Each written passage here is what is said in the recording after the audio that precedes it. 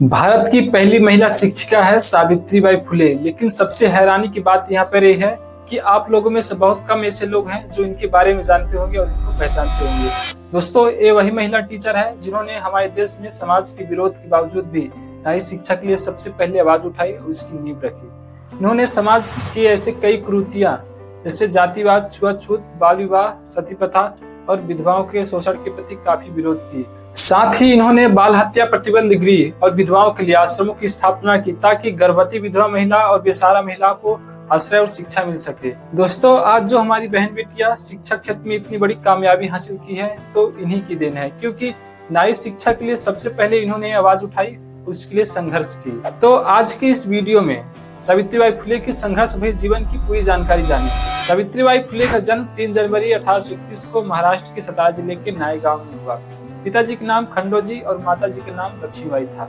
साल 1840 में मात्र 9 साल की उम्र में इनकी शादी 12-13 वर्षीय ज्योतिराव फुले के साथ कर दिया गया। लेकिन शादी के बाद इनकी जिंदगी पूरी तरह बदल गई, क्योंकि इनके पति ज्योतिराव फुले इनको पढ़ाने का निर्णय ले लिए। और जब ज्योतिराव फुले पढ़ाना शुरू किए तो समाज के कुछ रूढ़िवादी लोग काफी जमकर विरोध किए, जिससे समाज और घर से भी इनको बहिष्कार कर दिया गया। इन्होंने हार ना मानते हुए अपने पत्नी को पढ़ाना शुरू किए और इनकी पत्नी सावित्रीबाई फुले पढ़ना लिखना सीखी और इतना आगे बढ़ी कि वह खुद एक शिक्षिका बनने का फैसला की। लेकिन ट्विस्ट तो तब आता है जब इन्होंने साल 1848 में लड़कियों के लिए खुद स्कूल खोल दिए।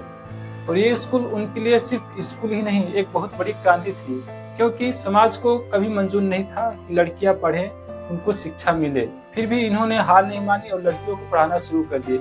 जब ये घर से लड़कियों को पढ़ाने के लिए निकलती तो समाज के कुछ रूढ़िवादी लोग रास्ते में इन्हें गंदी गंदी गालियां देते, कीचड़ फेंकते, गोबर फेंकते।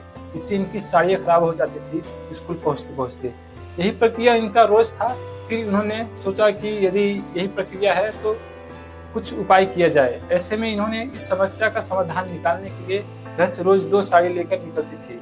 यदि एक साड़ी खराब भी हो जाती तो दूसरी साड़ी पहन सकती थी। उन्होंने सिर्फ लड़कियों की नहीं बल्कि दलित और पिछड़े वर्ग के बच्चों को भी पढ़ाई है। दोस्तों, सावित्रीबाई फुले नारी शिक्षा के लिए तो काफी बड़ी योगदान दी। साथ ही उन्होंने बाल हत्या प्रतिबंध गृह और विधवाओं के शोषण के प्रति विरोध में भी काफी बड़ा योगदान दिया। दोस्तों, उस समय 18वीं शताब्दी में एक ऐसा चलन था कि यदि किसी महिला के पति की मृत्यु हो जाए तो उस विधवा महिला को समाज अशुभ मानती थी, उन्हें समाज से बहिष्कार किया जाता था और समाज उन्हें कभी भी इज्जत सम्मान नहीं देती थी। लेकिन यहाँ पर सबसे बड़ी परेशानी की बात यह था कि यदि किसी महिला की उम्र हो जाने पर उसके पति की मृत्यु हो तो उस महिला को परेशानी को इतना सामना नहीं करना पड़ता था। लेकिन यहाँ पर यदि किसी महिला की कम उम्र में ही उसकी पति की मृत्यु हो जाए तो उस महिला को काफी ज्यादा परेशानियों का सामना करना पड़ता था। ऐसे में समाज के कुछ लोग उस विधवा महिला का यौन शोषण किया करते थे, जिससे वह अक्सर गर्भवती हो जाया करती थी। अब वह समाज की बदनामी और बहिष्कार की डर से या तो आत्महत्या कर लेती या बच्चे को जन्म देते ही मार देती।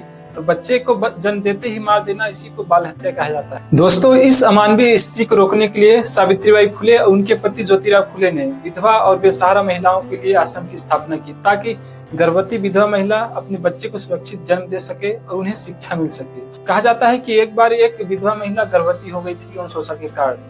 फिर वह आत्महत्या करने वाली थी, लेकिन सही समय पर पहुंचकर सावित्रीबाई फुले उसकी जान बचा लेते हैं। और जब वह महिला बच्चे को जन्म दी तो उस बच्चे को सावित्रीबाई फुले गोद ले लेते हैं और उसका नाम रखते हैं यशवंत, और उसे भी पढ़ा लिखा कर एक डॉक्टर बना देते हैं और वह भी समाज सेवा करने लगा। उस समय 18वीं शताब्दी में एक बहुत ही बड़ा महामारी फैला था और जिसका नाम था प्लेग।